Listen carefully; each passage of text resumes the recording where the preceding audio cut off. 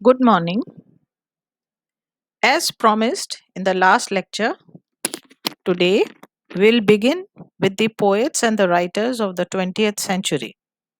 We will take up the life and works of William Butler Yeats, one of the foremost figures of the 20th century literature. W. B. Yeats was born in Dublin.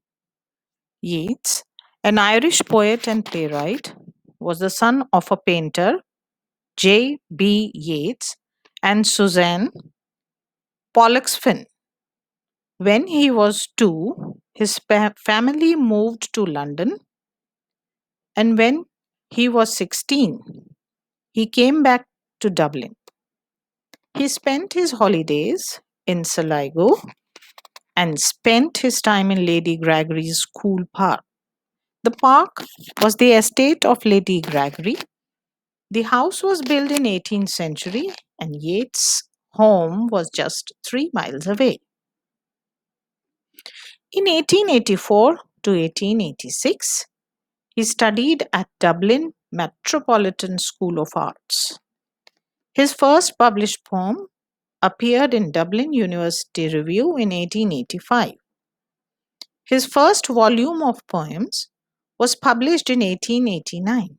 By the age of 30, he was aware of the Celtic revival and its political implications in Irish nationalism. He was introduced to French symbolism by Arthur Symons.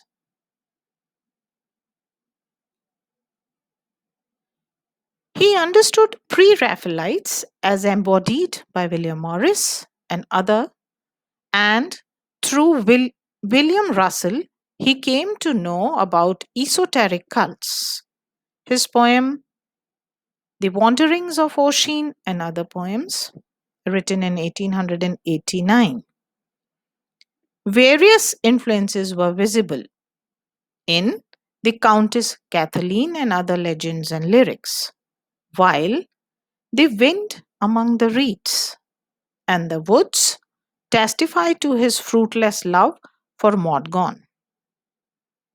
Modgon, an English born Irish Republican, revolutionary, and actress who actively agitated for Home Rule. Yeats met her in 1889 along with Ernest Rhys. He founded Rhymers Club in London with George Moore and Edward Martyn. He formed the Irish Literary Theatre in 1899 and dramatized Irish folk tale The Countess Kathleen. The team evolved into the Irish National Theatre,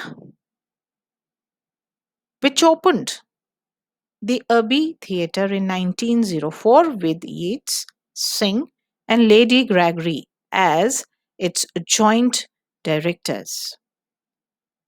He was also a founder member of the Irish National Literary Society in 1892. In early 1980s, he read esoteric Buddhism. In 1890, he joined the Hermetic Order of the Golden Dawn and wrote to John O'Leary in 1892 that after his poetry, his interest in occult was the most important pursuit of his life. In fact, he met O'Leary in 1885, who was an exiled Fenian leader who had returned to Dublin from Paris. They met for the first time in the exclusive Trinity based Contemporary Club. It was O'Leary who introduced Yeats to Modgon in London in 1889, and from there began a phase of this poet's unrequited love for her. He was obsessed with her for the next quarter of century. Maud was a passionate Irish nationalist, extremely beautiful. She represented the poet's ideal as well as played the role of his muse. Several volumes of his poems are dominated by his feelings for her and the heartache caused by her marriage to MacBride in 1903 was apparent in No Second Troy. He discovered for the theatre a literary way of bringing together mythology and his interest in nationalism and the mysterious, and also giving an opportunity to Morgan to play the title role of his most successful play, Kathleen Nee Houlihan. In 1910, he wrote The Green Helmet and the Other Poems and Responsibilities in 1914. Contrasting Greek mythology and Renaissance, Italy with contemporary Dublin.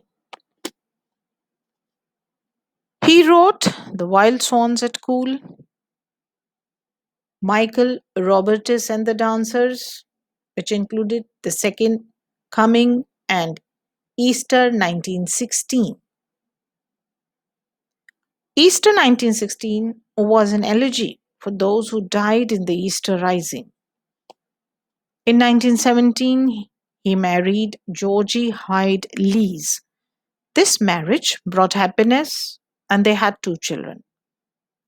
His new creative period began with her as she was a mediumistic subject and an adept in automatic writing.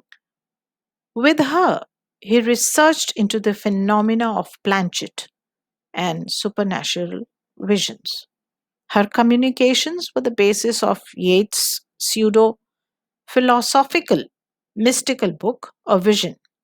In 1928, The Tower, which included his famous poem, Sailing to Byzantium, Leda and the Swan, Among School Children, and the two sequences on the Civil War. The Winding Stairs, written in 1933, is a powerfully pessimistic collection which included Byzantium, Cool Park, 1929, and Cool Park and Bellally. In 1935 came Parnell's Funeral and Other Poems, New Poems in 1938, and the posthumous Last Poems and the Two Plays in 1938. He continued to write until his death. Every effort, every work cemented his legacy as a renowned poet and playwright, and this celebrated writer became a political figure in the new Irish Free State in 1922, serving as a senator for 6 years. He was awarded the Nobel Prize for Literature in 1923. He died in Roquebrune in France. His coffin was sorry, disinterred in 1948 and carried to Sligo, the home of his mother's family. Thus, his life and works clearly indicates his greatness as a poet of distinction. He is not only a lyric poet, a mystic, a mythologist, a romantic, having prophetic vision, and an occult philosophy, and a poet with political ideology. One cannot deny the fact that he is one of the greatest poet in the English language of his times and is the connecting link between the 19th and the 20th centuries in the field of literature. Actually, pages after pages can be written on W B Yeats, and there is no dearth of material on him. But this lecture is kept brief to retain your interest as well as to impart what is deemed to be important in understanding the poet and his poems. Hope that this lecture helps you all. Have a good day. Thank you.